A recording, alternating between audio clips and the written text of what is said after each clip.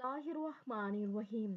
Zainab TV की तरफ से मैं आप लोगों के साथ बहुत ही प्यारी वीडियो शेयर करने जा रही हूँ कि ज़िद्दी बच्चों के लिए, जो बच्चे बहुत ज़्यादा जिद करते हों, पढ़ाई की तरफ तवज्जो ना देते हों, ऐसे बच्चों के लिए अच्छी तरबियत के साथ साथ ये रूहानी अमल इस तरह करें कि जब बच्चा सो जाए तो इस अमल को सरगोशी के अंदाज में 21 बार अव्वल व आखिर 3 बार दरूद पाक के साथ पढ़कर बच्चे पर दम करें। दम के बाद सरगोशी के ही अंदाज में 11 बार ये अल्फाज कहें कि आप बहुत अच्छे बच्चे हो, बाकायदगी से स्कूल जाते हो और पढ़ाई पर बहुत तवज्जो देते हो।